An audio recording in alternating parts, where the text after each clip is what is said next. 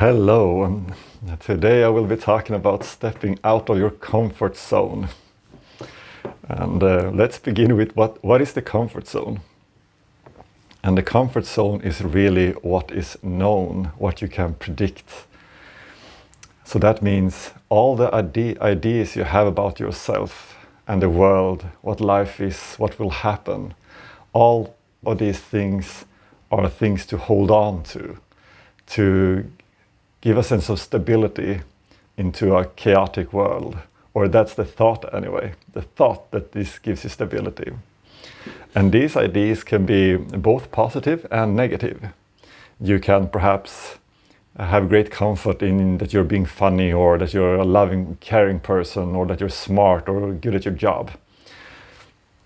But they can also be that you are stupid, that you're bad at things, that you have no friends, that nobody loves you, that your parents didn't love you growing up, or some other kind of a horrible idea about yourself. And why these thoughts are safe, even though they are negative, is because then life becomes predictable and you have the answers to why you are the way you are, why you feel the way you feel. And people often talk about stepping outside of your comfort zone. For example, if you have a low self-esteem in social settings, the idea is to step out of this comfort zone and do something that feels scary for you. But the truth is that it's being scary is a feeling of being safe. That's validating the idea that you have about yourself. If you face the fear, step out of it, and are open to the experience, what will happen, and you're open to discovering the change in yourself, it might have a positive outcome, a feeling of liberation, of expansion. But you can also, without facing that fear, step into a place of discovery. Explore yourself from a place of not knowing the reason why you act like you do in a social setting. If you are just at a party, just standing in a corner, not talking to anybody, explore what's going on in you without the judgments. Or I should say, without judging the judgments about yourself. And then dive deeper. Like, why would you have judgments about yourself? Dive deeper. What's going on?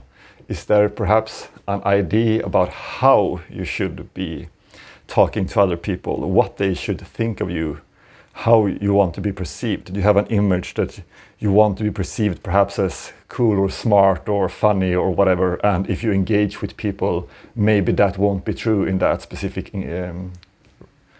engagement.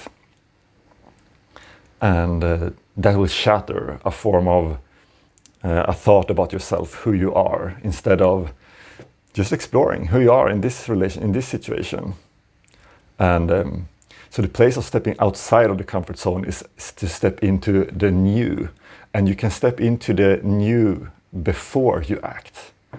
So that the whole, so that whatever happens is from a place of discovery, from curiosity. And so grounding yourself into curiosity, because curiosity implies that you are free to explore. You are not bound by all these thoughts about who you are. You are free. And to be free in that sense, to dare to explore yourself in that sense, implies self-love as well. Because if you don't have self-love, you will find that you're very restricted in the way that you can explore yourself. You will very quickly end up with some sort of negative idea, and then you will get completely stuck on that idea.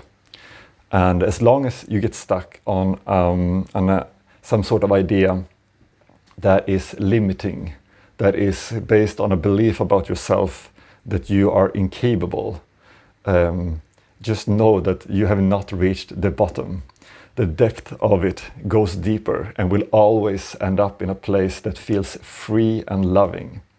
And it might end up in a place of very often resentment or anger, perhaps towards the world.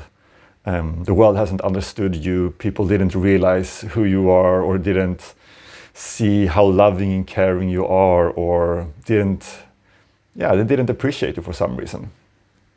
And these resentments might be the reason, but these resentments still come from a place of power. You chose to punish the world, if that's the reason, by being angry at the world. And by when you reach down to a place of freedom, of strength, of power, and you will see that beneath that, there is so much love. There is so much love for the world and for yourself. And it was expressed through an idea that you were somehow limited because somebody didn't realize what an amazing person you are. And that made you feel like you couldn't be that amazing person. But that is not true. All you need is to allow yourself to be that. And this won't start with you all of a sudden in this situation of being socially anxious. It won't start. Don't expect it to start with you all of a sudden having all this social confidence and talking to everybody. It will start with you building up the relationship with yourself, where you start to understand yourself and you start to live with yourself and learn who you are. And this learning is not a static thing that you, now I know, and then I can hold on to this new idea. It's a continuous thing that is based in this state of exploration of love, from love and freedom. And once you start exploring, everything will just flow from that place. It might take time, but don't worry about time, because once you're in that state, you will find that you're already in a loving and free place. And whatever happens in that social situation is not needed for you to feel validated, for you to feel loved and accepted by yourself. There is an idea that you want it to be from somebody else. That's just an idea. Once you feel it from yourself, you will realize that is the goal. That is the whole purpose of it all. And everything else will just flow from there. And then you can enjoy getting into deep relationship with other people and exploring deep connections and true purpose and true fulfillment. So getting out of your comfort zone means getting to know yourself from a place of exploration, where you don't actually know who you are, but you stay in a place of exploring who you are. Thank you.